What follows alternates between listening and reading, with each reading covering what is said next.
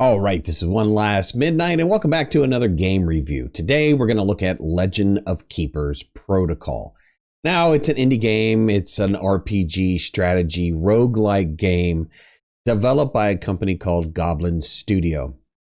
Now, Goblin Studio has made a couple other titles. They, first came out on the market on 2012 with their title Dungeon Rushers.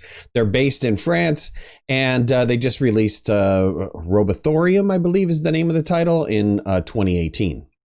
So they're actively working on this game. Currently, right now, Legends of Keeper Protocol is a free-to-play alpha demo. So there's no microtransactions. It's a 100% free-to-play game. And you'll get about 1 or 2 hours of gameplay that introduces the mechanics of the game, the lore, and some of the strategy of the game that you'll wind up learning. It's a tactical dungeon management game where you're the bad guys and you're trying to stop, the good guys, the heroes, from making it all the way to the end of your dungeon and defeating your boss. And that's where the roguelike element comes in. You'll continue to keep doing this cycle over and over again until you're finally defeated by the heroes. You'll wind up placing traps and launching spells and placing down your enemies in the way of the heroes to try to stop them from achieving their goal, which is defeating you. You'll fight with monsters and discover their unique abilities. You'll hire monsters. You'll wind up managing employees and keep track of your traps and upgrading traps. It's kind of an interesting game, whereas they treat it more like a business. They say you're the boss of the dungeon defense department. And so you've got this concept where, it won't be every day I am dealing with heroes that are coming to defeat my dungeon. It's, I've got some monster management issues going on where two monsters are having some interpersonal problems in your company and you need to deal with them. It's kind of an interesting take on this whole dungeon management game. While the game is free, they do offer a developer's support edition for $4.99. It's a $5 game and you don't get anything more than what you're currently getting for the 1 to 2 hours of gameplay, but you're helping fund the developers to complete their game. Now, the downside of paying the $5.99 or the $4.99 is that you're not getting the full version of the game after it is launched. You'll have to wind up paying their full price all over again. But if you're feeling helpful and want to help the developers out, they give you a way to do that. Now, I played the game for roughly about 30 minutes, and yeah, it was kind of fun. It was interesting. Their graphic style is more of the pixel art graphic style, and I really would like to have seen some updated graphics, and maybe that's coming in the full release of the game. But looking at their previous titles, it seems like pixel art is kind of the way that they go with all their games. Again, this concept of the weekly management, where every week you're going in and you're not only battling the heroes, but you're deciding on other things to do, is an interesting take on this whole dungeon management system kind of game.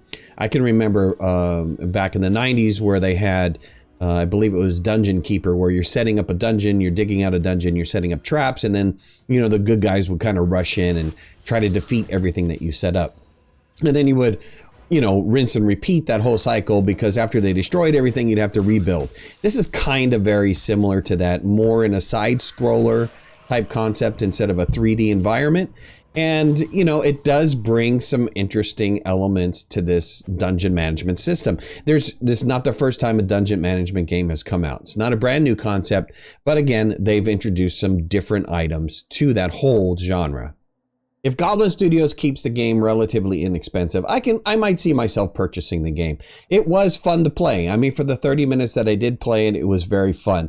I did find it a little bit repetitive, and maybe there wasn't enough challenge to it. But again, you're on the weaker side, because the heroes are going to be the tough guys, and your monsters are not going to be so tough, because there's stage after stage that the heroes go through before they actually get to, get to your boss.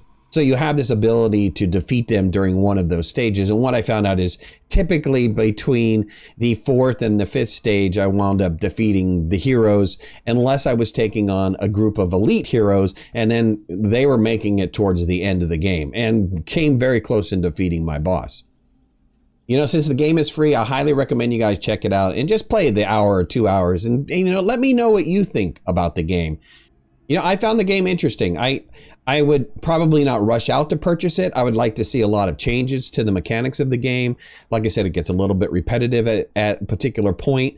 There needs to be a little bit more variety and I don't know, maybe a little bit more diversity in the spells or control over what you can do. It seems like something is missing, but remember that this is an alpha and there's probably a couple year or two maybe before the game is actually complete. So hopefully they'll wind up adding in a lot more diversity into the game and making it a lot more interesting.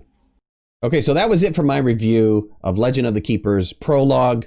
Like I said, check it out. It's free. If you like this video, hit the like button. If you're not subscribers already, please think about subscribing. We have a great community of people here. You can find the links to my social media in the description below. And remember to hit that notification bell because that way you'll know when I go live and when I post new videos. Thanks for watching. We'll talk to you soon. Bye-bye.